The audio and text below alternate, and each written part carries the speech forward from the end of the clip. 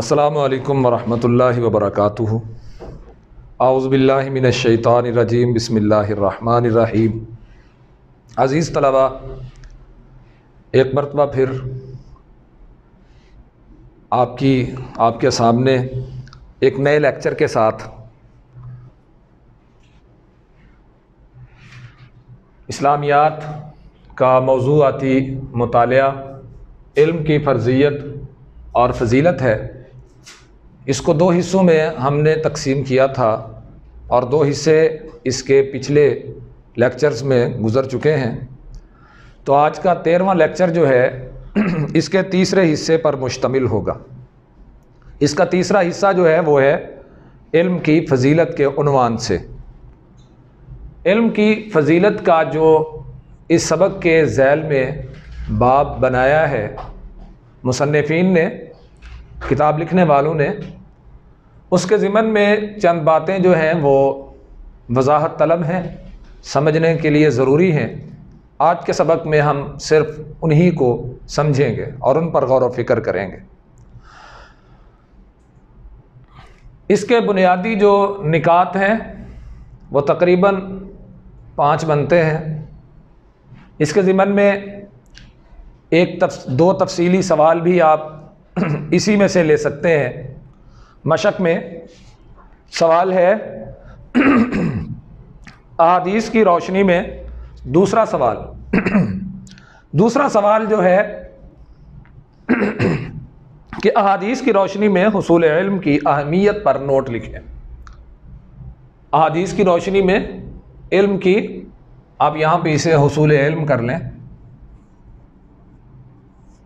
حصول علم کی اہمیت پر نوٹ لکھیں۔ ایک تو اس سوال کا جواب جو ہے یہیں سے ہمیں میسر آ جائے گا، مل جائے گا۔ دوسرا سوال ہے قرآن و حدیث کی روشنی میں علم کی فضیلت بیان کیجیے۔ یہ 5ویں نمبر پر لکھا ہے ہم نے یہاں پہ۔ یہ دو سوال جو ہیں ان کے جواب اسی باب میں سے آپ تلاش کر سکتے ہیں اور بنا سکتے ہیں، لیکن جو 5واں سوال ہے اس کا جواب تو آپ پورے سبق کو سمجھیں، پڑھیں، پڑھنے کے بعد ایک تفصیلی جواب آپ اس کا خلاصہ جو ہے وہ لکھیں تو اسے تصور کیا جائے گا کہ آپ نے قرآن و حدیث کی روشنی میں علم کی فضیلت بیان کی ہے۔ لیکن یہ جو تیسرا سوال ہے اور مشق کا دوسرا سوال ہے احادیث کی روشنی میں حصول علم کی اہمیت پر نوٹ لکھیں، تو اس کے ضمن میں اس سوال کا جواب جو ہے تفصیل سے آپ کو یہیں سے اسی باب میں سے کہ علم کی فضیلت، جو ذیلی باب ہے اس سبق کا، علم کی فرضیت اور فضیلت، جو آج کا ہمارا لیکچر ہے، اور اس سبق کا علم کی فرضیت و فضیلت کا تیسرا حصہ جو ہم نے تقسیم کیا ہے، ہماری تقسیم کے مطابق یہ تیسرا حصہ ہے سبق کا۔ اس سبق میں سے آپ کو احادیث کی ایک کثیر تعداد میسر آ جائے گی کہ جن کی روشنی میں آپ علم کی اہمیت کو بیان کر سکیں گے۔ تو یہ اپنے موقع پر جا کے آپ کے سامنے یہ چیزیں آئیں گی۔ تو ابھی ہم چلتے ہیں سبق کے آغاز کی جانب۔ تو پہلی چیز جو ہے علم کی فضیلت کے متعلق وہ یہ ہے کہ علم کی فضیلت کیا ہے، یعنی علم کی وجہ سے مقام علم حاصل کرنے والے کو کیا ملتا ہے، اور علم کا اپنا مرتبہ کیا ہے، شان کیا ہے، عزت کیا ہے۔ تو کہتے ہیں علم جو ہے یہ یہاں پر ایک اصلاح طلب نقطہ ہے، اس پر بھی غور کر لیں۔ ہم عام طور پہ پڑھتے ہیں علم، لفظ علم نہیں ہوتا۔ یہ لفظ میں نے بولا ہے تو یہ بھی آپ اپنے ذہن میں رکھ لیں، کہیں کام آئے گا زندگی میں، کہ لفظ ہوتا ہے، لفظ نہیں ہوتا۔ اور اسی طرح علم ہوتا ہے، علم نہیں ہوتا۔ تو آپ نے ہمیشہ لفظ علم کو، جیسے اردو میں آپ نے اپنے اساتذہ سے سنا ہوگا، اردو کے جو اساتذہ ہیں، کہ ایک لفظ ہے گوشت، ہم کہتے ہیں گوشت، بعض لوگ کہتے ہیں گوشت نہیں ہوتا، گوشت ہوتا ہے۔ ویسے ہی لفظ ہے علم، یہ علم نہیں ہوتا۔ تو جب بھی کہنا ہے علم عظمت اور سربلندی کا ذریعہ ہے۔ علم کس چیز کا ذریعہ ہے؟ جی، عظمت اور سربلندی کا ذریعہ ہے۔ وہ عظمت اور سربلندی کیا ہے؟ وہ آگے وہ بیان کر رہے ہیں۔ زیور علم سے آراستہ لوگ اللہ کے زیادہ قریب ہوتے ہیں اللہ تعالیٰ کے نزدیک۔ یہ انہوں نے یہاں پہ کہا ہے کہ زیور علم سے آراستہ لوگ اللہ کے زیادہ قریب ہوتے ہیں۔ کیسے؟ اللہ تعالیٰ کے نزدیک عالم اور جاہل، یہاں پہ لفظ آیا ہے عالم۔ عام طور پہ ہمارے ہاں ایک عالم کو عالم کہا جاتا ہے، یہ بہت بڑی غلطی ہے، اس غلطی کی اصلاح ہونی چاہیے۔ عالم کا مطلب ہوتا ہے جہان، عالم کہتے ہیں علم والے کو، جاننے والے کو۔ آپ کسی سائنسدان کو بھی عالم کہہ سکتے ہیں، آپ کسی استاد اور مدرس کو بھی عالم کہہ سکتے ہیں، آپ اپنے کسی بھی وہ پیشے میں مہارت رکھنے والا ہو، اپنی فیلڈ میں مہارت رکھنے والے بندے کو آپ بلا جھجک عالم کہہ سکتے ہیں، عالم نہیں کہیں گے۔ وہ کہتے ہیں عربی میں کہ موت العالم، موت العالم، موت العالم، کہ ایک عالم کی موت جو ہے وہ عالم کی موت ہوتی ہے۔ اس مصرے میں سمجھ سکتے ہیں کہ عالم مر گیا تو عالم مر گیا۔ عالم ہوتا ہے علم والا، عالم ہوتا ہے جہان، تو علم والا جو ہوتا ہے وہ جہان کے لیے رہنما ہوتا ہے۔ یہ تو ایک ضمنی بات تھی، تو جو سمجھنے والی بات ہے وہ یہ ہے، علم عظمت اور سربلندی کا ذریعہ ہے۔ علم کس چیز کا ذریعہ ہے؟ عظمت اور سربلندی کا ذریعہ ہے۔ کیسے یہ عظمت اور سربلندی کا ذریعہ بنتا ہے؟ زیور علم سے آراستہ لوگ اللہ کے زیادہ قریب ہوتے ہیں۔ اللہ تعالیٰ کے نزدیک عالم اور جاہل برابر نہیں ہیں۔ قرآن مجید میں ارشاد ہے کہ کیا وہ لوگ جو علم رکھتے ہیں اور وہ لوگ جو علم نہیں رکھتے برابر ہو سکتے ہیں؟ ایسا نہیں ہے، وہ برابر نہیں ہیں۔ جو لوگ نور ایمان سے منور ہو کر علم سے کام لیتے ہیں ان کے بارے میں فرمایا، ان کے بارے میں کیا فرمایا اللہ تعالیٰ نے؟ یرفع اللہ الذین آمنوا منکم، یہ آیت کریمہ سورۃ المجادلہ آیت نمبر 11 ہے۔ اور یہ آیات جو ہیں جب آپ سے تفصیلی سوال ہوتا ہے کہ اس میں یہ سوال آتا ہے کہ قرآن و حدیث کی روشنی میں علم کی فضیلت بیان کریں، تو آپ نے قرآن و حدیث کی روشنی میں علم کی فضیلت بیان کرنی ہے۔ پہلی 1.5 سطروں پر غور کریں کہ جو میں نے آپ کے سامنے پڑھی ہیں اور ان پر ہم نے گفتگو کی ہے، ہم نے سمجھا ان آیات کو کہ علم سربلندی کا ذریعہ ہے۔ زیور علم سے آراستہ لوگ اللہ کے زیادہ قریب ہوتے ہیں، اللہ کے نزدیک عالم اور جاہل برابر نہیں۔ قرآن مجید میں ارشاد ہے کیا وہ لوگ جو علم رکھتے ہیں اور وہ لوگ جو علم نہیں رکھتے برابر ہو سکتے ہیں؟ جو لوگ نور ایمان سے منور ہو کر علم سے کام لیتے ہیں ان کے بارے میں فرمایا، کس نے؟ اللہ رب العزت نے۔ تو یہ ہمارے یہ جو 5واں سوال ہے سبق کا، لیکن یہ مشق کا جو سوال نمبر ہے، مشق میں اس کا نمبر 3 ہے کہ قرآن و حدیث کی روشنی میں علم کی فضیلت بیان کیجئے۔ تو یہ بیان کرتے ہوئے آپ یہ لکھیں کہ اللہ تعالیٰ نے قرآن مجید میں ارشاد فرمایا ہے کہ عالم اور جاہل برابر نہیں ہیں، عالم کی عزت زیادہ ہے۔ اور اللہ تعالیٰ نے سورۃ المجادلہ کی آیت نمبر 11 میں ارشاد فرمایا ہے یرفع اللہ الذین آمنوا منکم والذین اوتوا العلم درجات، یعنی تم میں سے جو لوگ ایمان لائے اور جنہیں علم دیا گیا اللہ ان کے درجات بلند فرمائے گا، اللہ ان کے درجات بلند فرمائے گا۔ تو ایک چھوٹا سا سوال یہاں پر آپ کو یہ بھی پیش آ سکتا ہے کہ اللہ تعالیٰ کن لوگوں کے درجات کو بلند فرماتا ہے؟ جی سمجھے کہ اللہ تعالیٰ آپ سے کچھ سوال کرتا ہے، ویسے ہی سوال کر دیتا ہے، یا آپ کے پیپر میں یہ سوال آ جاتا ہے اور آتا ہے۔ یہ ہر چیز آپ کے لیے اہمیت کی حامل ہے، اور ہر لیکچر کو غور سے سننا اور اس کو سمجھنا آپ کی ذمہ داری ہے کہ اللہ تعالیٰ کے نزدیک یا اللہ تعالیٰ کن لوگوں کے درجات کو بلند کرتا ہے۔ درجات بلند ہونے کا مطلب کہ کن لوگوں کی اللہ عزت بڑھاتا ہے، تو وہ لوگ وہ ہیں جو ایمان لائے۔ اللہ تعالیٰ نے قرآن مجید کی سورۃ المجادلہ میں 11 نمبر آیت میں یہ ارشاد فرمایا ہے کہ یعنی تم میں سے وہ لوگ جو ایمان لائے اور جنہیں علم دیا گیا اللہ تعالیٰ ان کے درجات کو بلند فرمائے گا۔ پھر اسی سوال کے ذیل میں حدیث کی طرف جائیں گے ہم، تو حدیث انہوں نے ساتھ لکھی ہے کہ ایک کیسے اللہ درجے بلند کرتا ہے کہ ایک مرتبہ رسول اللہ صلی اللہ علیہ وآلہ وسلم مسجد میں تشریف لائے، وہاں دو مجلسیں ہو رہی تھیں، ایک حلقہ ذکر تھا اور دوسرا حلقہ علم۔ آپ صلی اللہ علیہ وسلم نے دونوں حلقوں کی تعریف کی۔ کتنے حلقے تھے جی؟ دو۔ کتنے حلقے تھے؟ دو حلقے تھے۔ حلقہ کہتے ہیں دائرہ بنا کے بیٹھنا، کلاس بنا کے بیٹھنا، ایک جماعت کی صورت میں بیٹھنا، جیسے آپ اسکول میں بیٹھتے ہیں یا چند دوست اکٹھے ہو کے بیٹھتے ہیں، باہم گفت و شنید چلتی ہے، باتیں چلتی ہیں آپس میں، اس کو کہتے ہیں حلقہ بنا کے بیٹھنا۔ تو وہ حلقہ بنا کے ایک دائرے کی شکل میں دو گروپ بیٹھے ہوئے تھے۔ ایک وہ گروپ تھا جو لوگ ذکر کر رہے تھے، اللہ تعالیٰ کو یاد کر رہے تھے، ایک وہ گروپ تھا جہاں پہ علم کی باتیں ہو رہی تھیں۔ آپ صلی اللہ علیہ وسلم نے دونوں کی تعریف کی اور پھر علم کی مجلس میں شریک ہو گئے اور فرمایا کہ یہ پہلی مجلس سے بہتر ہے۔ اللہ کے رسول صلی اللہ علیہ وسلم نے کس مجلس کو بہتر قرار دیا جی؟ ہاں جی، علم کی مجلس کو بہتر قرار دیا ہے۔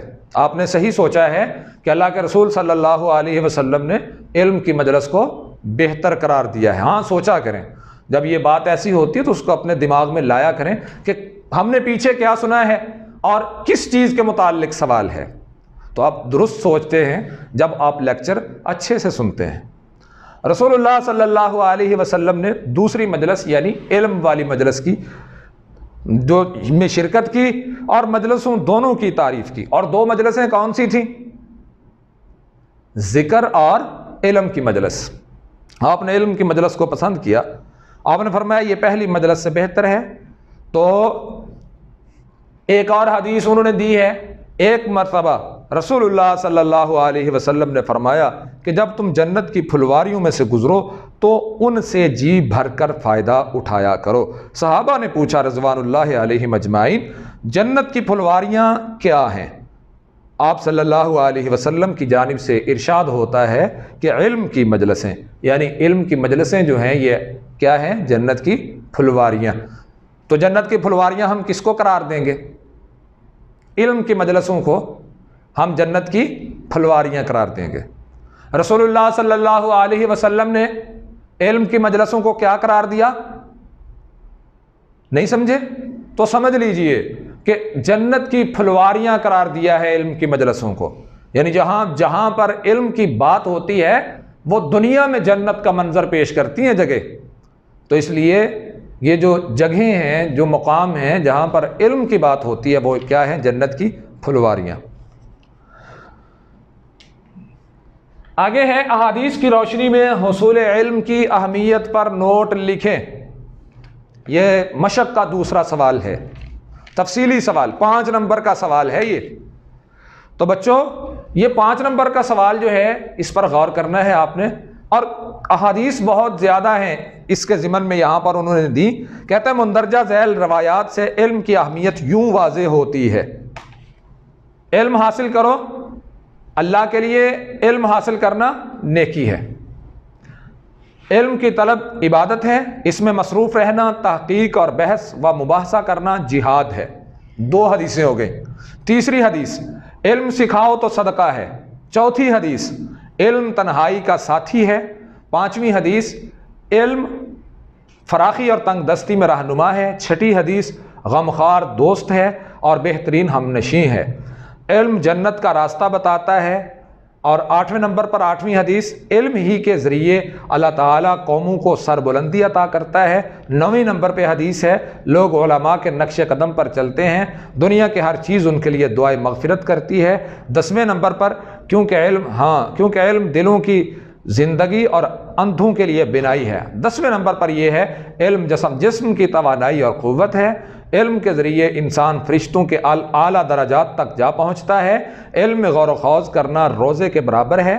علم ہی کے ذریعے اللہ تعالیٰ کی صحیح اطاعت اور عبادت کی جا سکتی ہے۔ علم سے انسان معرفت الہی حاصل کرتا ہے۔ علم اس کی بدولت انسان اللہ اور اس کے بندوں کے حقوق ادا کرتا ہے۔ علم ایک پیشرو اور راہبر ہے۔ علم عمل اس کے تابع ہے۔ خوش قسمت ہیں وہ لوگ جو علم حاصل کرتے ہیں اور بدقسمت ہیں وہ لوگ جو اس سعادت سے محروم ہیں۔ یہاں تک احادیث کی ایک کثیر تعداد آپ کو بتائی گئی ہے کہ جو آپ کے اس سوال کا جواب ہے کہ احادیث کی روشنی میں حصول علم کی اہمیت پر نوٹ لکھیں، تو یہ احادیث جو ہیں یہ آپ کے ذہن میں ہونی چاہیے، ان احادیث کو نوٹ کیجیے اور یاد کیجیے۔ اور اس کے علاوہ آپ سے کوئی سوال کرتا ہے علم حاصل کرو، اللہ کے لیے علم حاصل کرنا نیکی ہے، اللہ کے لیے علم حاصل کرنے کو کیا کہا گیا ہے؟ نیکی کہا گیا ہے۔ جی، علم کی طلب کو عبادت بھی کہا گیا ہے۔ اسی طرح علم میں مصروف رہنا، تحقیق اور بحث و مباحثہ کرنا جہاد ہے۔ کہتے ہیں علم سکھاؤ تو صدقہ ہے۔ علم کو تنہائی کا ساتھی قرار دیا گیا ہے۔ اگر آپ فراخی اور تنگ دستی میں رہنما چاہتے ہیں تو علم کو اپنے ساتھ رکھ لیجئے، علم حاصل کیجئے۔ علم غمخوار دوست اور بہترین ہم نشیں ہے۔ علم جنت کا راستہ بتاتا ہے۔